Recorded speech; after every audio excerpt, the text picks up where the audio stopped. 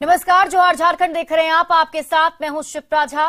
रांची में ईडी के स्पेशल जज के सामने पेशी के बाद जमीन घोटाले के 7 आरोपियों को जेल भेज दिया गया।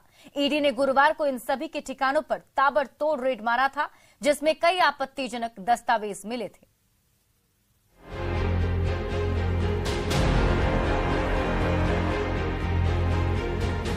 सुबह होते ही हिनू के ईडी दफ्तर में हलचल बढ़ गई। जमीन घोटाले के आरोप में रांची और सिमडेगा से गिरफ्तार सभी 7 आरोपियों को इसी दफ्तर के अंदर रखा गया था। ईडी के अफसरों ने इन सभी से कई सवालों के जवाब पूछे। इसके बाद इन सभी की मेडिकल और कोरोना जांच कराई गई। चिकित्सकों की टीम ने एक एक कर सभी के स्वास्थ्य की जांच की और कुछ ही घंटे के बाद जैसे ही इनकी रिपोर्ट सामने आई, दोपहर 3 बजे ईडी के दफ्तर से 7 आरोपियों को लेकर जांच एजेंसी की गाड़ी बाहर निकल गई। चाहे वो भानु प्रताप की बात कर लें, अफसर अली की बात कर लें, इम्तियाज खान की बात कर लें, तन्हा खान की बात कर लें, फयाज खान की बात कर लें, मोहम्मद सद्दाम की बात कर लें, प्रदीप बागची की बात कर लें, तो ये ऐसे तमाम 7 लोग हैं जो ईडी दफ्तर से कोर्ट उनको ले जाया जा रहा है और ये सभी 7 लोग अब कोर्ट ले जाए जा रहे हैं। तो अब देखना है कि क्या खुलासे होते हैं, कितने लोगों के नाम और जुड़ जाते हैं और कैसे कैसे नाम जुड़ते हैं, कितने और आईएएस अधिकारी के नाम जुड़ते हैं, कितने कर्मचारियों के नाम जुड़ते हैं, कितने और सीओ और सीआई के नाम जुड़ते हैं। ये आने वाले वक्त में इसका खुलासा हो जाएगा। ईडी दफ्तर से 7 आरोपियों को लेकर निकली गाड़ी थोड़ी देर बाद जज कॉलोनी पहुंची, जहां 7 आरोपियों को जस्टिस दिनेश राय की कोर्ट में पेश किया गया। इस मौके पर आरोपियों से मिलने के लिए उनके परिजनों का हुजूम भी जज कॉलोनी में उमड़ गया, पर सीआरपीएफ जवानों को उन्हें आरोपियों के पास फटकने नहीं दिया गया। पेशी के बाद 7 आरोपियों को अदालत ने न्यायिक हिरासत में भेज दिया। जज के पास पेशी के लिए लाया गया। आप देख सकते हैं कि जज कॉलोनी है ये और जज कॉलोनी के बाहर हलचल बढ़ चुकी है। 7 आरोपी को ईडी द्वारा जो पेशी है उसके लिए लाया गया है और न्यायाधीश दिनेश कुमार राय की कोर्ट में इसकी पेशी हो रही है। जमीन घोटाले मामले में गिरफ्तार आरोपी जज के सामने आज पेश हो रहे हैं। जमीन घोटाले के आरोप में ईडी ने जिन 7 आरोपियों को गिरफ्तार किया है उनके नाम हैं बड़गाई अंचल के सीआई भानु प्रताप, रिम्स के रेडियोलॉजी डिपार्टमेंट के टेक्नीशियन अफसर अली, जमीन कारोबारी इम्तियाज खान, तलहा खान, फयाज खान, मोहम्मद सद्दाम और प्रदीप बागची। ईडी ने 24 घंटे पहले ही इन 7 आरोपियों के रांची, जमशेदपुर और सिमडेगा के 2 दर्जन से ज्यादा ठिकानों पर ताबड़तोड़ छापेमारी की थी। इस दौरान इनके ठिकाने से कई आपत्तिजनक दस्तावेज मिले थे। कोलकाता में बनाए गए फर्जी कागजात के जरिए खरीदे गई जमीन के डीड भी जब्त किए गए। इसी दौरान ईडी ने इन सभी को हिरासत में ले लिया था। ईडी ने कल जिस तरह से लंबी जांच पड़ताल की और उस जांच पड़ताल के बाद जो 7 लोगों को गिरफ्तार किया गया है, उसमें जो सीआई हैं बड़गई के भानु प्रताप हैं, जो रिम्स के हैं अफसर अली हैं। एक दिन पहले ईडी का ताबड़तोड़ छापा और अगले ही दिन हवालात की हवा। जी हाँ, कुछ ऐसे ही कहानी रही जमीन घोटाले के इन 7 आरोपियों की। एक के बाद एक पड़े दोहरे झटके ने इन्हें उबरने का मौका नहीं दिया। ठिकानों से जब्त दस्तावेजों के आधार पर कोर्ट ने फिलहाल इन सभी को न्यायिक हिरासत में भेज दिया है। जाहिर है आने वाले दिनों में इन सभी की मुश्किलें और बढ़ सकती हैं। रांची से अविनाश के साथ गौरव की रिपोर्ट।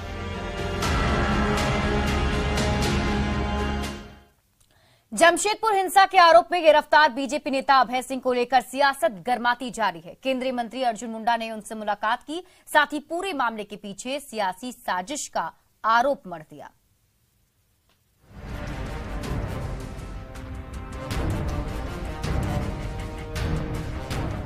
घाघीडीह के सेंट्रल जेल में कैद बीजेपी नेता अभय सिंह की गिरफ्तारी के एक कर 4 दिन गुजर चुके हैं। चौथे दिन केंद्रीय मंत्री अर्जुन मुंडा ने उनसे जेल में जाकर मुलाकात की। वो करीब 20 मिनट तक जेल के अंदर रहे। बीजेपी नेता अभय सिंह से उनकी जुबानी पूरी घटना की कहानी सुनी। 9 अप्रैल की रात जमशेदपुर के शास्त्री नगर का इलाका हिंसा की आग में झुलस रहा था। उपद्रवियों ने जमकर उत्पात मचाया था, पर बीजेपी नेता अभय सिंह का कहना है कि हिंसा के दिन वो कदमा की ओर गए हुए नहीं थे। सोची समझी साजिश के तहत डीसी और एसएसपी ने उन्हें हिंसा के आरोप में जेल भेज दिया है।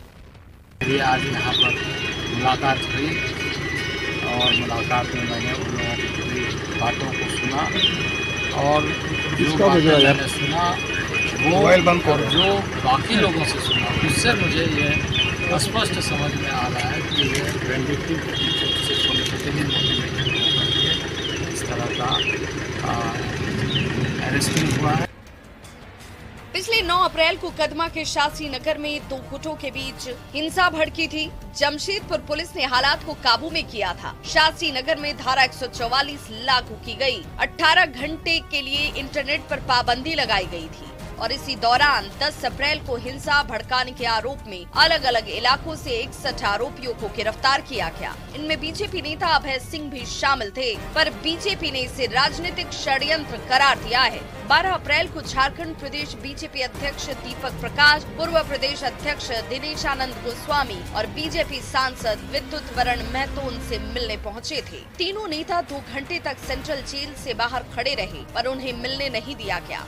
केंद्रीय मंत्री अर्जुन मुंडा ने भी बीजेपी नेता अभय सिंह की गिरफ्तारी को सियासी साजिश कहा है। मैं निश्चित रूप से कहूँगा जो प्रशासन ने किया है वो पॉलिटिकली मोटिवेटेड है। कहीं न कहीं से राजनीतिक दबाव के कारण इस तरह की घटनाओं को अंजाम दिया गया है और जो इस घटना में दूर दूर तक कहीं जुड़े हुए हैं वैसे लोगों को गिरफ्तार किया गया। जेल में बंद बीजेपी नेता अभय सिंह और केंद्रीय मंत्री अर्जुन मुंडा की मुलाकात की शहर भर में चर्चा हो रही है। केंद्रीय मंत्री ने पूरे मामले की निष्पक्ष जांच कराने की बात कही है। बीजेपी नेताओं ने भी अभय सिंह की रिहाई नहीं होने पर जोरदार आंदोलन छेड़ने की चेतावनी दी। प्रभंजन, न्यूज़ 18, जमशेदपुर।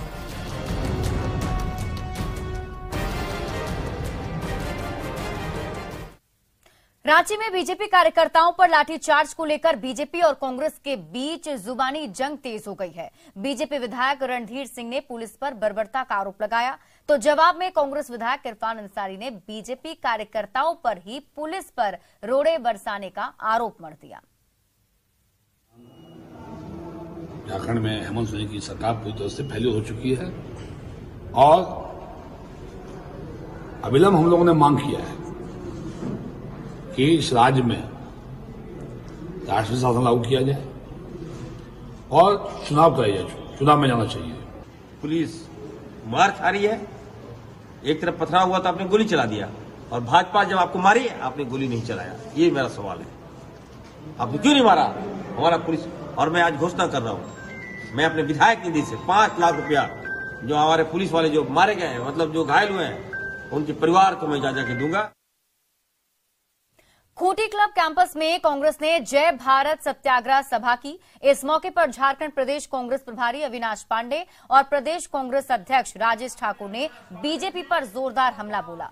दोनों नेताओं ने कहा कि राहुल गांधी ने देश की जनता की आवाज बुलंद की तो उन्हें अपनी सदस्यता से हाथ धोना पड़ा।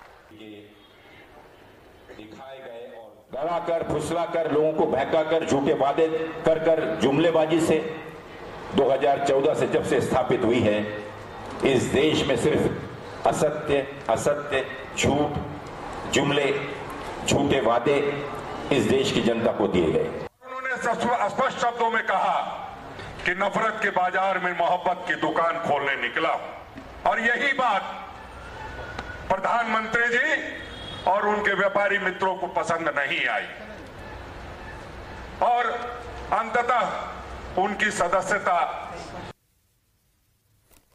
धनबाद के SNMMCH अस्पताल में इलाजरत पूर्व बीजेपी विधायक संजीव सिंह की तबियत और बिगड़ गई। उनसे मिलने उनकी पत्नी और बीजेपी नेता रागिणी सिंह भी अस्पताल पहुंची और इलाज में लापरवाही का आरोप लगाया।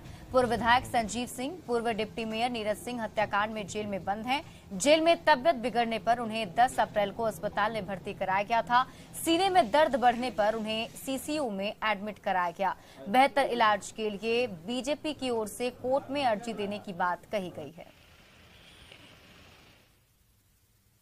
थोड़ा सा हल्का सुधार कल तक थी, लेकिन आज काफ़ी दर्द बढ़ गया और मुझे अचानक सूचना मिली तो मैं खुद आई हूँ और मुझे नहीं लगता है कुछ सुधार है। पता नहीं क्या इलाज हो रहा है, इस बारे में कुछ जानकारी नहीं। डॉक्टर क्या इलाज कर रहे हैं इस विषय में कुछ पता नहीं है। डॉक्टर ऐसे इलाज कर रहे हैं और यहाँ क्या इलाज हो रहा है इस विषय में कुछ समझ में नहीं आ रहा है, क्योंकि हालत में कोई सुधार नहीं है।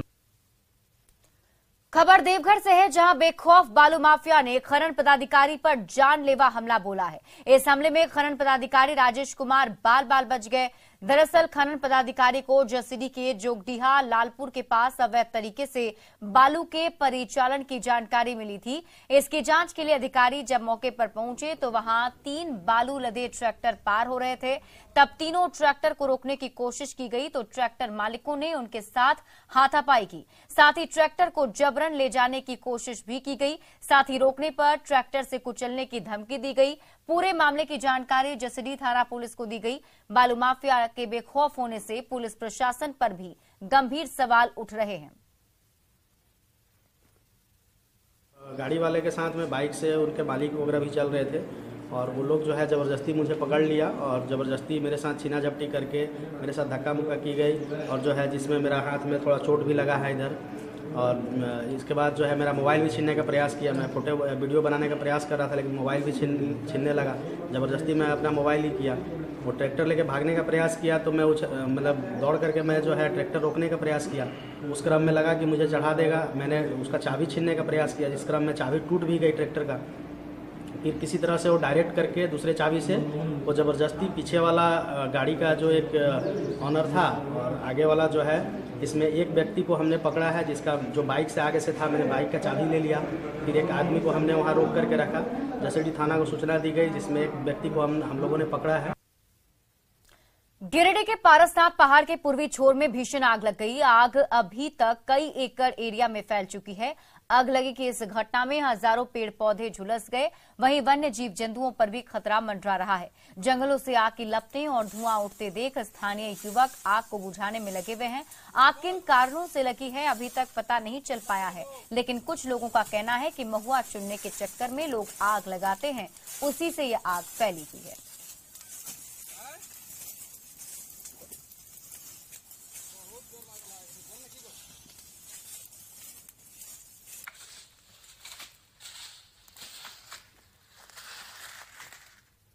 गुमला के चैनपुर में एक शख्स की पत्नी और नाबालिग बेटी को अपराधियों ने हथियार के बल पर अगवा कर लिया है। घटना की जानकारी देने पर उसे जान से मारने की धमकी दी जा रही है, जिससे वो दहशत में है। पूरे मामले को लेकर पीड़ित ने चैनपुर थाने में लिखित शिकायत दर्ज कराई। इसमें पत्नी और बेटी की सकुशल वापसी की गुहार लगाई है। मामला दर्ज कर फिलहाल पुलिस की टीम मामले की छानबीन में जुट गई है।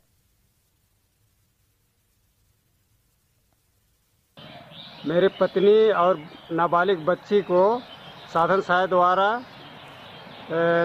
अगवा कर लिया गया है। अच्छा। कब की घटना है? सोमवार रात की है। 8 बजे करीब। और उसने मुझे धमकाते हुए हथियार के साथ धमकी दी और उसने कहा कि किसी को बताने से जान से मार देने की उसने धमकी दी। दुमका जिले के कई थाना भवन काफी जर्जर हो चुके हैं। ना कैदी रहने के लिए ढंग का हाजत है और ना ही पुलिसकर्मियों के बैठने की व्यवस्था है।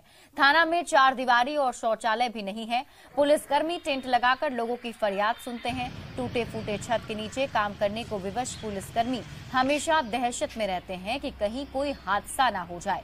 हालांकि एसपी ने कहा है कि ऐसे थाना भवनों की मरम्मत कराई जाएगी और नए भवन भी बनाए जाएंगे। थाना है तो कुछ रहने के लिए भी दिक्कत होता है ऑफिसर लोग का और ऐसे कैदी लोग का यही है हमेशा, तो उसके लिए रहने का भी थोड़ा जगह नहीं है। प्लस ऑफिसर लोग के लिए क्वार्टर भी तो होना जरूरी है कि अब यहाँ से काम तो करना ही है, उसमें अपना रहने का भी तो सुविधा मिल जाता तो वो बढ़िया। परेशानी तो अभी होती है, काफ़ी भीड़ भाड़ होते रहता है, तो एक ही जगह में 2-3 आदमी ग्रुप में फैसला करना, लोग को सुलझाना दिक्कत होती है।